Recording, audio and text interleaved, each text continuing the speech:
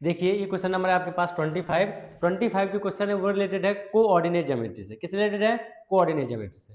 तो coordinate geometry में हमको निकालना होगा डिस्टेंस बिटवीन टू पॉइंट्स। तो distance between two points, let's points A is x1, y1 and points b is x2, y2।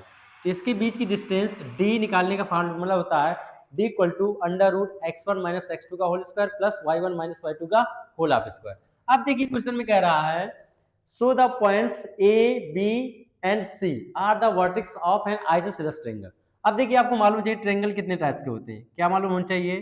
Triangle कितने types के होते हैं। तो triangle on the basis of side three types के होते हैं। किसके पर?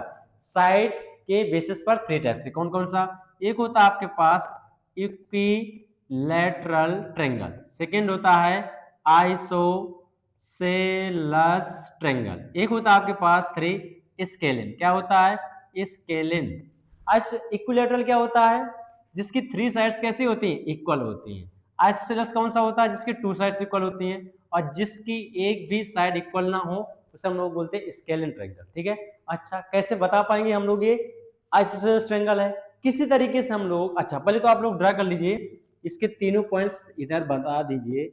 पॉइंट्स ए बी और सी। ए वर्टेक्स है, ए के कोऑर्डिनेट क्या है? -5, 6, बी के 3, 0 और सी के आपके पास है 9, 8।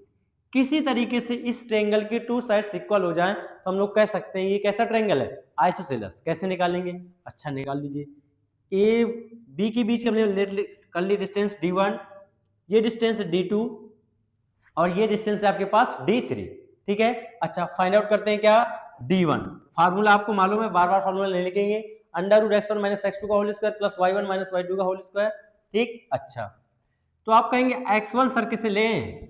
यानी यदि आपने ए बी ले लिया, d1 क्या हो जाएगा? ए बी के बीच की डिस्टेंस, यानी d1 की जगह आप लोग लिख सकते हैं A B equal to d1। तो d1 हो जाएगा, आप लोग इसे लेट कर लीजिए x1 x2 और ये सॉरी x1 y1 और ये हो जाएगा x2 y2।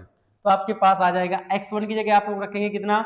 -5 और -3 का whole square plus y1 minus y2, y1 कितना है? 6 माइनस 0 का होल स्क्वायर। तो कितना आ जाएगा? 5 माइनस माइनस 8 हो जाएंगे और 8 का स्क्वायर कितना हो जाएगा? 64 प्लस 6 का स्क्वायर 36।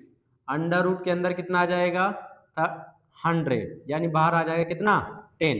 यानी ए बी की वैल्यू जिससे आपने लेट किया d1 कितना आ गया? 10 यूनिट। अब यूनिट कुछ भी हो सकता है, मीटर सेंटीमीटर कुछ भी हो सकता है। ठीक है। सिमिलरली हम लोग फाइंड आउट कर लेंगे क्या? BC equal to D2 equal to, सीधे वैल्यू पुट कर दीजिए। क्या हो जाएगा? इस बार आप लोग इसे x1 y1 लेट कर लीजिए, x2 y2 सेलेक्ट कर लीजिए। तो कितना हो जाएगा? 3 माइनस 9 का होल ऑफ स्क्वायर प्लस कितना हो जाएगा? 0 माइनस 8 का whole of square.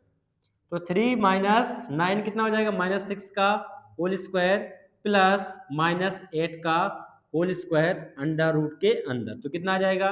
36 plus 64। Clear हो गया? कितना आ गया आपके पास? अंडर रूट इतना, यानी आ जाएगा आपके पास कितना? 10 यूनिट। अब देखिए यहां से हमको क्लियर हो गया है कि इसके टू साइड्स इक्वल है, यानी d1 इक्वल टू कितना आ गया है? d2।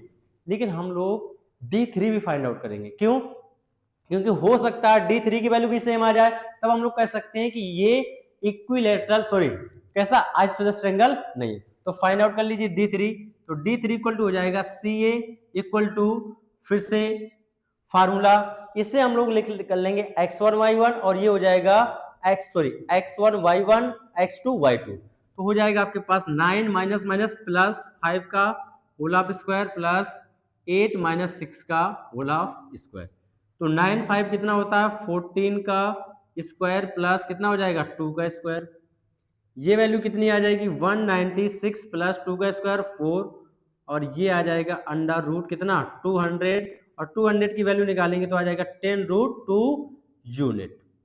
यानी हम लोग यहां से कह सकते हैं, क्या कह सकते हैं? AB equal to BC equal to 10। यानी ये आपका ट्रायंगल कैसा है? आइसोसेलस। क्यों? Because there is two sides is equal. जब टू साइड्स किसी ट्रायंगल की इक्वल हो जाती हैं तो वो हो जाता है आपका आइसोसेलेस ट्रायंगल। ओके, यहाँ से हमारा प्रूफ हो जाएगा। Thank you Mitra.